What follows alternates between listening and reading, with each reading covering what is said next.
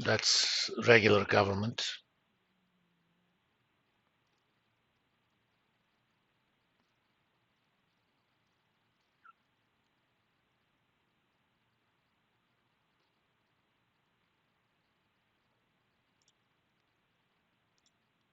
Let's do 5 years.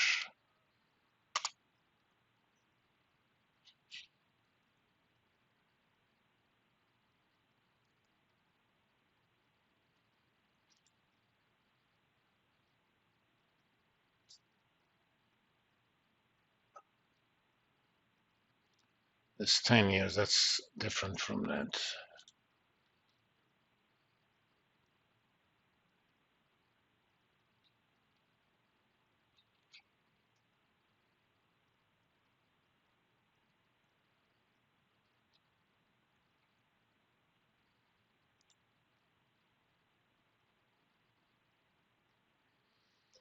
This is from Bloomberg. That's for 10 years. Let's make that 5.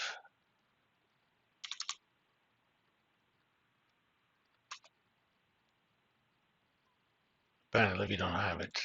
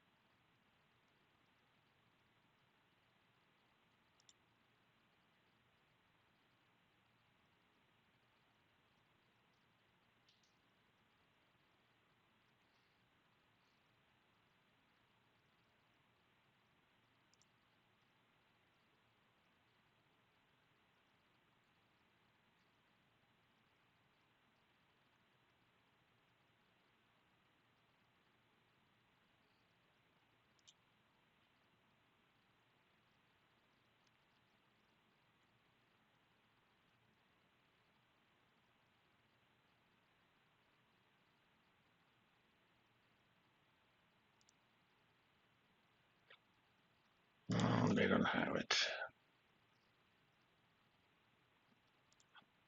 But that's kind of the idea.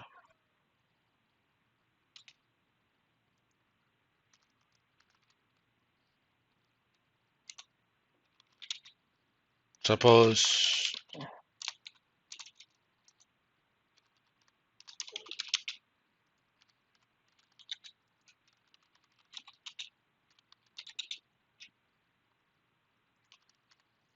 9%. Okay.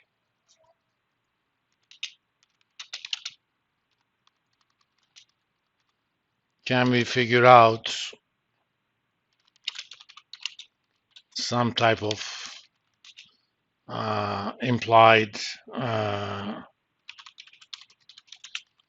probability of default?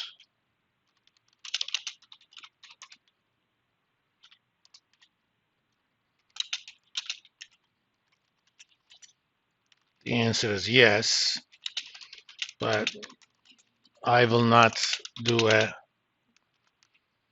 complicated analysis.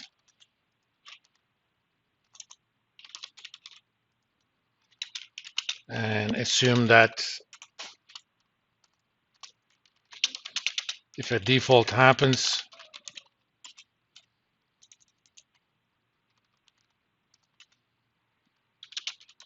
it will be at the end of 5 years. We can do a general version, but that involves a lot of conditional probabilities that I don't want to get into.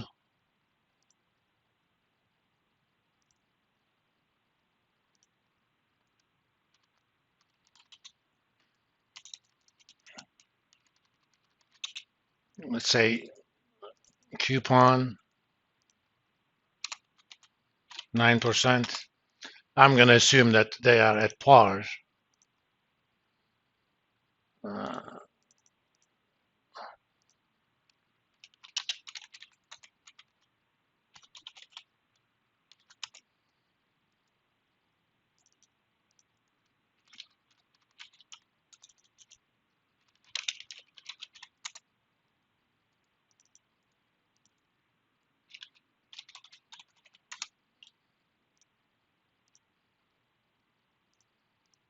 So that's pretty much the face value.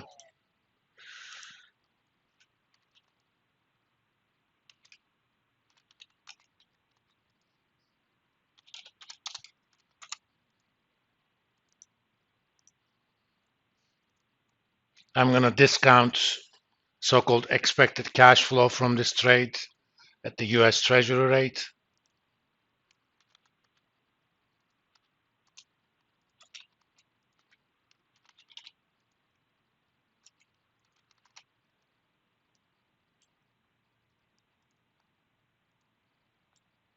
Oops.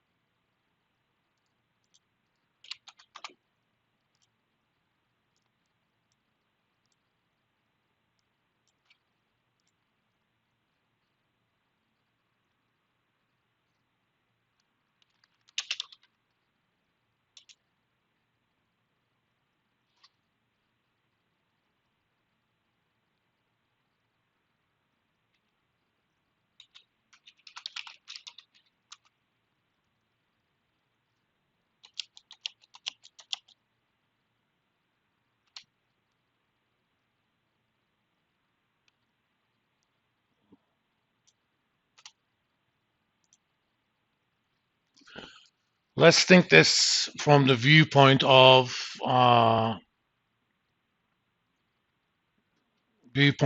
the insurer. This is how much they're gonna get, okay?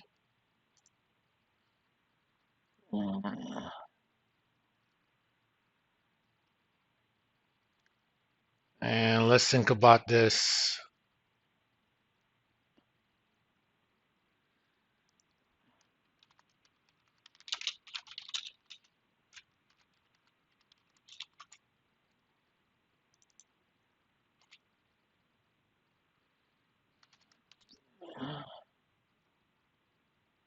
At the treasury rate for 5 years. I don't even have to do it by years, but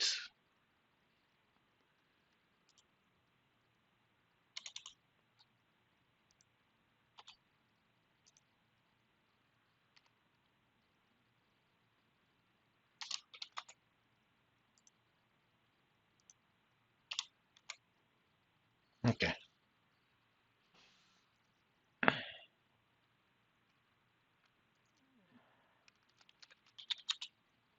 Expected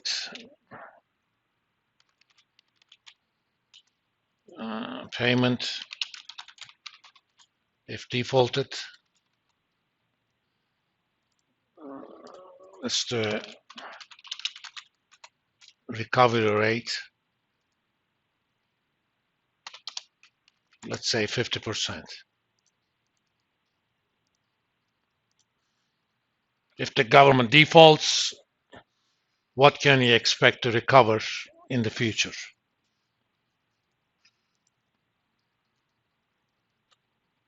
Obviously, they're gonna okay,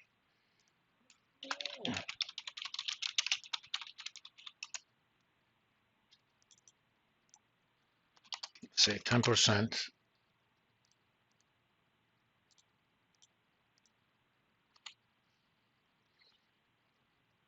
If default happens,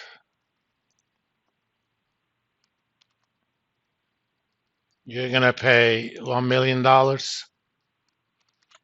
but you're gonna recover half of that, let's say.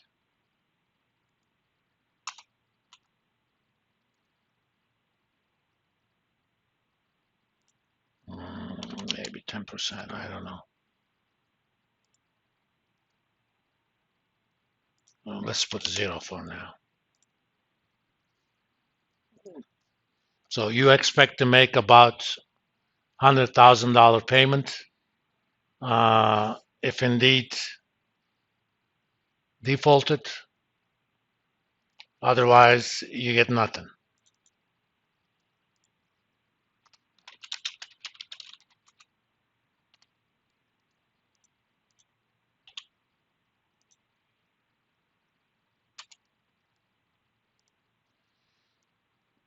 So assuming this is the case, the bonds that you receive will be worthless.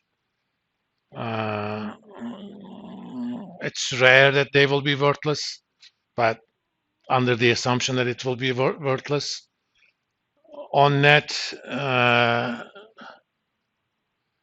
at this rate, you're going to be receiving $181,000, 580, assuming that they haven't defaulted at all during the 5 years. If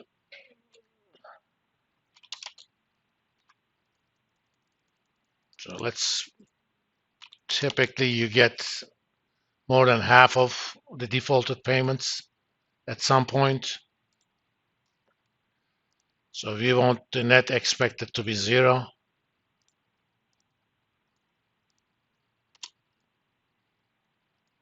By changing probability of default. Again, assuming that your recovery rate is 50%, this says market is pretty much assuming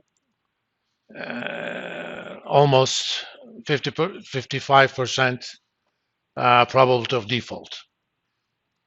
If recovery rate is lower,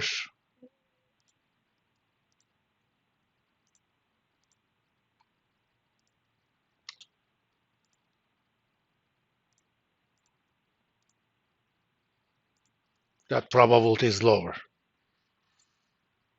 Again, depending upon the government, this ratio may or may not be high, but typically market prices it as if it pretty much goes to a small number.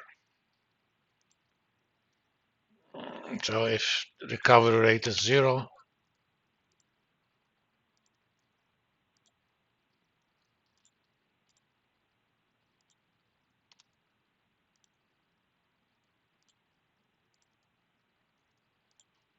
similar. That's a pretty high number.